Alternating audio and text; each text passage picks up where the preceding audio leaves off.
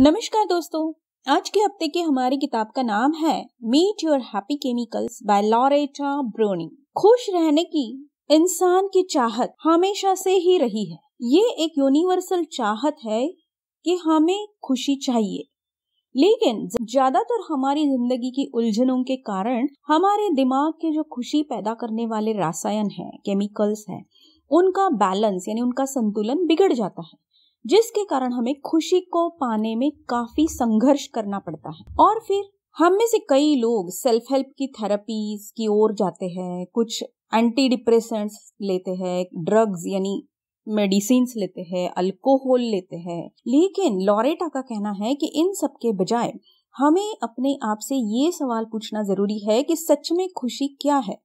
ये कैसे आती है और हम इसे कैसे पा सकते हैं। और इन्हीं सवालों के जवाब लॉरेटा इस किताब से हमें समझाती है। हमारे ब्रेन यानी दिमाग में जो लिम्बिक सिस्टम होता है, वो हमारे ब्रेन के केमिकल्स यानी रसायन को नियंत्रित करता है। हमें जब जब अच्छा लगता है, आराम मिलता है, कंफर्ट फील होता है, तब तब हमारे ब्रेन में 4 प्रकार के केमिकल्स यानी रसायन बनते हैं, जो कि डोपामाइन, एंडोर्फिन, ऑक्सीटोसिन और सेरोटोनिन। जैसे कि अगर हमारी पसंद की कोई मिठाई हमारे सामने रखी जाती है तो हमें बड़ा अच्छा लगता है, क्योंकि हमारे दिमाग में खुशी के रसायन बनने शुरू हो जाते हैं। हमारे अच्छे बुरे अलग अलग अनुभवों के कारण हमारे ब्रेन में यानी दिमाग में कुछ रास्ते, जिन्हें न्यूरल पाथवेज कहा जाता है, बनते हैं। जैसे अगर कभी बचपन में हमें कुत्ते ने काट लिया हो या कुछ अटैक किया हो हम पर, तो हमें बहुत डर लगा होगा उस वक्त, और हमारे ब्रेन की और जाने वाले ये जो पाथवेज है,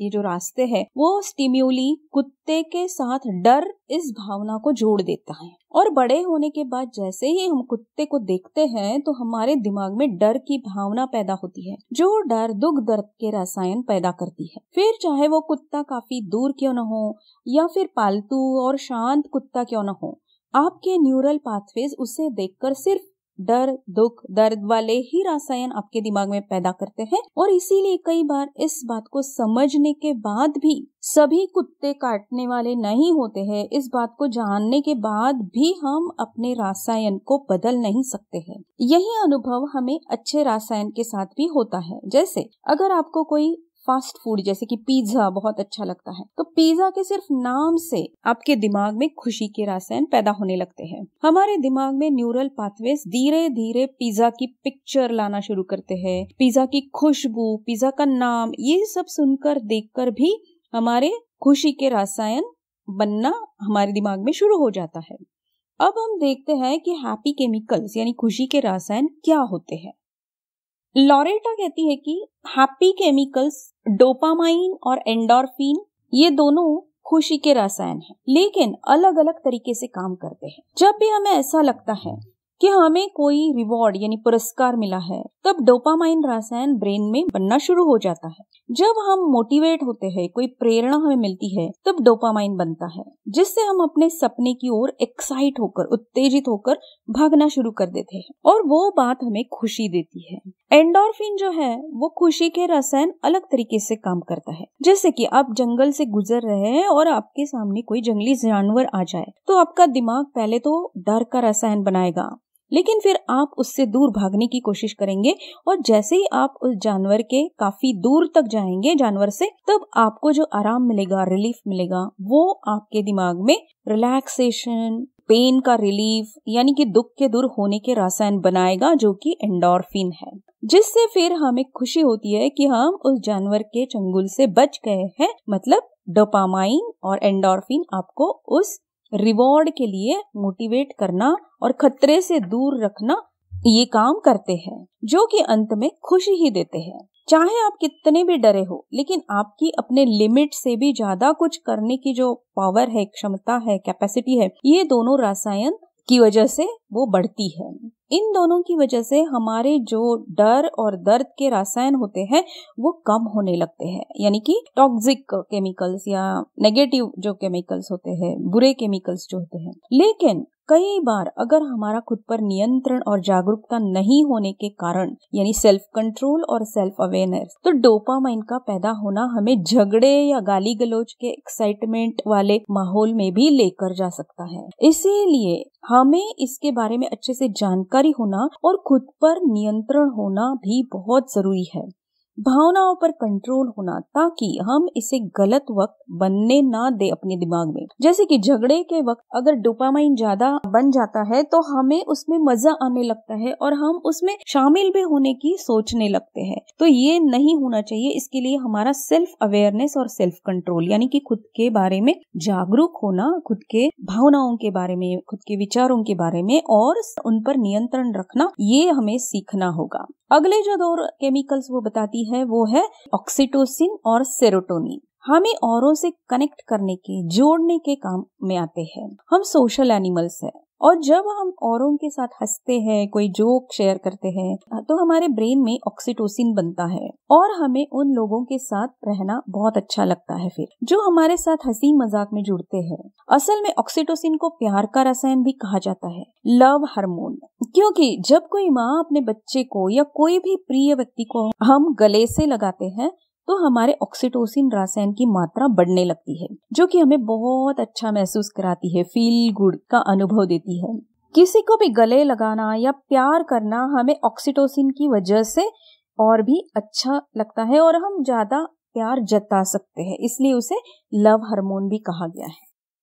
सेरोटोनिन हमें जो चाहिए उसे पाने में मदद करने का काम करता है, जो हमें प्रगति की ओर ले जाने का काम करता है। अब हम ये देखेंगे कि हैप्पी केमिकल्स यानी खुशी के रसायन पर हम कैसे नियंत्रण रखते हैं ताकि जब भी हमें जरूरत पड़े हम उन्हें बना सके। लॉरेटा कहती है कि सबसे बड़ी गलती हमारी ये होती है कि हमें खुद को ही पता नहीं होता है कि सच में कौन सी बातें हमें खुशी देती है और ना ही हम कभी उसे ढूंढने की कोशिश करते हैं, क्योंकि हमें क्या करने से खुशी मिलती है ये बातें हमें कभी सिखाई ही नहीं गई है, ये हम कभी सोचते ही नहीं हैं और ज्यादातर हम और लोग जो कहते हैं उसी को ही खुशी का कारण मानकर चलते हैं, जबकि जरूरी नहीं कि एक को खुशी देने वाली बात दूसरे को भी खुशी देने वाली हो। इसीलिए कई बार जब हमें अपनी खुशी की बातों की लिस्ट बनाने को कहा जाता है तो ज्यादातर हम अपने रिश्तेदार, दोस्तों के नाम या अपने पसंद के व्यंजन यानी फूड या पसंदीदा जगह, बुक्स यही लिखते हैं। लेकिन ये हमेशा के लिए हमें खुशी नहीं देते हैं। हमें ऐसी चीज ढूंढनी है जो हमें कभी भी, किसी भी वक्त, हर वक्त खुशी दे सके। ये सारी बातें हमें कभी कभी खुशी देती है और पिछले किसी खुशी के अनुभवों के कारण हमारे जो ब्रेन के पाथवेज है वो बनते हैं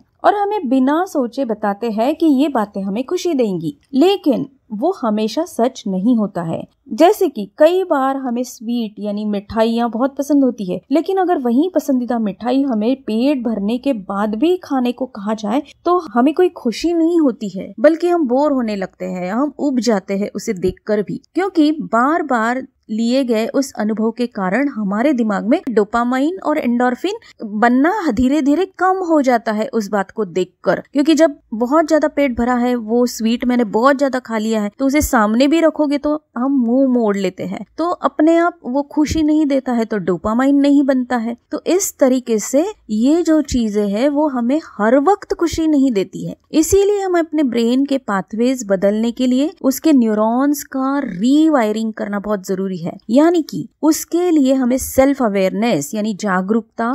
बढ़ानी होगी, जो कि ये फर्स्ट स्टेप है। जैसे कि अगर किसी को लगता है कि शराब पीने से सारे प्रॉब्लम खत्म हो जाते हैं और मुझे अच्छा लगता है, जबकि ये सच नहीं है। ये आदत आपको सिर्फ टेम्पररी रिलीफ यानी कि थोड़ी देर के लिए आराम दे सकती है, लेकिन साथ ही कई दूसरे खतरे आपके शरीर के लिए पैदा कर सकती है। और इस बात से जब आप अपने आप को अवेयर करते हैं, जागरूक करते हैं, समझाते हैं, तो आपको ये भी पता चल जाता है कि ये जो खुशी देती है वो सिर्फ टेम्पररी यानी थोड़ी देर के लिए ही है, जो बाद में और ज्यादा प्रॉब्लम क्रिएट करती है और ना ही कोई प्रॉब्लम को सॉल्व करती है। और इस तरह जब हम अपने आप को समझाते हैं, अवेयर हो जाते हैं, जागरूक हो जाते हैं, तो हम नए पाथवेज बनाने की ओर पहला कदम रखते हैं। जब हमें टेंशन यानी कि कोई प्रॉब्लम होता है तो हमारे पुराने पाथवेज हमें उसी पुरानी आदत की ओर, शराब की ओर ले जाते हैं। लेकिन इसे समझकर, इसके बारे में जागरूक होकर जब हम अपने दिमाग के रीवायर करने के लिए सोचते हैं और फिर हमें एक एक दूसरी चीजें जैसे कि घूमने जाना या कोई ऐसा काम करना जो हमें बहुत अच्छा लगता है, दोस्तों को फोन करना, ऐसी बातें जब हम करते हैं तो अपने आप हमें वो खुशी भी देती है और हमारे ब्रेन की रीवायरिंग करना शुरू कर देती है।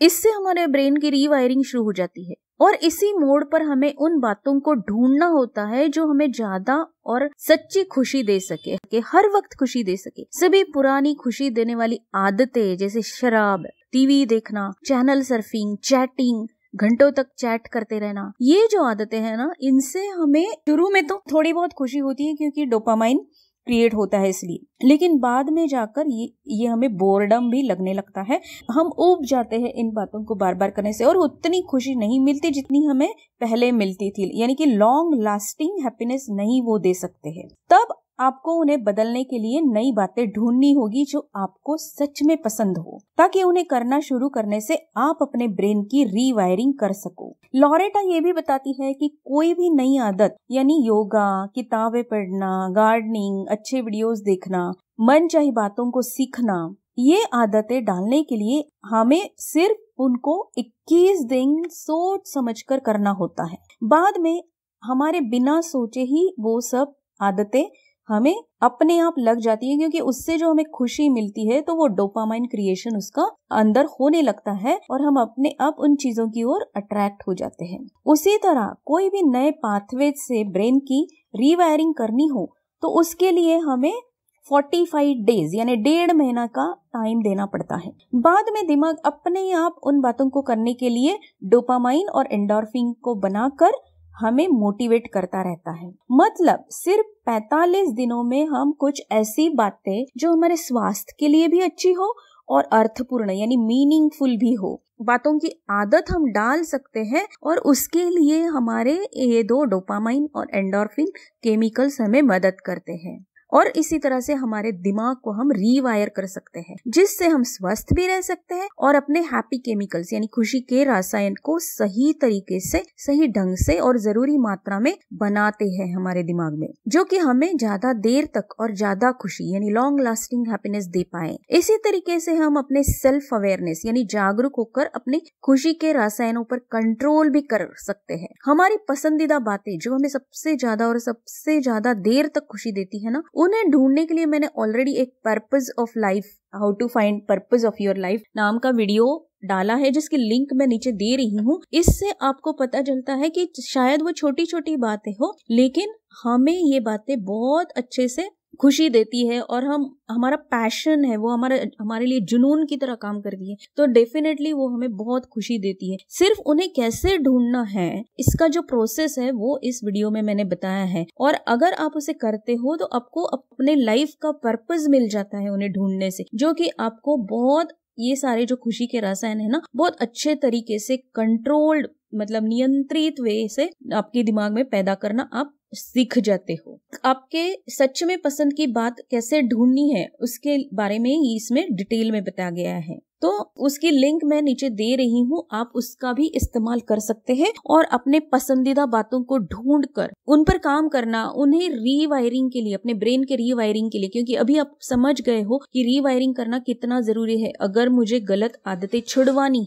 अगर मुझे अपनी गलत आदतें कम करनी है, छुड़वानी है, तो मेरे ब्रेन का रीवायरिंग करना पड़ेगा, और रीवायरिंग के लिए मुझे पता होना जरूरी है कि मैं सच में किसमें खुश रहती हूँ या मुझे खुशी होती है। दूसरी बात यह है कि रीवायरिंग करना, इसका मतलब ही लॉरेटा कहती है कि एक आदत को छोड़कर जो आपके लिए अच्छी नहीं है, जो आपके स्वास्थ्य के लिए अच्छी नहीं है, आपकी लाइफ के लिए अच्छी नहीं है, जैसे कि शराब की हो या सिगरेट स्मोकिंग की हो, तो उसे छोड़कर हमें दूसरी आदत डालनी है, लेकिन वो सोच समझकर अच्छे तरीके से कैसे डाल सकते हैं, तो इसके बारे में, जिसको वो रीवायरिंग ऑफ ब्रेन कहती है, तो इसके बारे में breaking the habit of being yourself नाम का डॉक्टर जो डिस्पेंजा का भी एक बुक का सारांश मैंने ऑलरेडी अपलोड किया है, जिसकी लिंक मैं नीचे दे रही हूँ। ये आपकी बहुत हेल्प करेगा कि आप जो है आज और जो बनना चाहते हैं, मतलब अगर आज आप उतना ज्यादा खुश नहीं है अपनी जिंदगी से, लेकिन आप एक बहुत खुश मिजाज इंसान बनना चाहते हैं, तो ये किताब breaking the habit of being yourself आपको हेल्प करेगी आपके ब्रेन का रीवायरिंग करने में, जो आप हो वहां से जो आप बनना चाहते हो वहां तक ले जाने के लिए। तो चलिए दोस्तों, इतनी आसान और इतनी सिंपल सी बातें हैं, और जब हम समझ ही गए हैं कि हैप्पी केमिकल्स यानी कि खुशी के रसायन हमारे कंट्रोल में है, हम उन्हें नियंत्रित कर सकते हैं हमारे भले के लिए, हमें ज्यादा देर तक खुश रहने के लिए हम उनका उपयोग कर सकते हैं, तो आज से ही इन सारी बातों पर काम करना हम शुरू कर देते हैं और अपनी जिंदगी को और खुशनुमा और अच्छी और हैप्पी बनाते हैं। और हमेशा की तरह अगर आपको ये वीडियो पसंद आया हो तो आप इसे लाइक कीजिए, अपने नियर एंड डियर वंस के साथ शेयर कीजिए, और अगर आप कुछ और सुनना चाहते हैं किसी बुक का सारांश तो उसके बारे में या इस किताब के बारे में अगर आपको कोई शक हो, कोई क्वेरीज हो, कुछ पूछना हो तो आप जरूर मुझे कमेंट्स में लिखकर बताइएगा। मुझे बड़ी खुशी होती है आपके कमेंट्स को पढ़ने में और उनका जवाब देने में। धन्यवाद।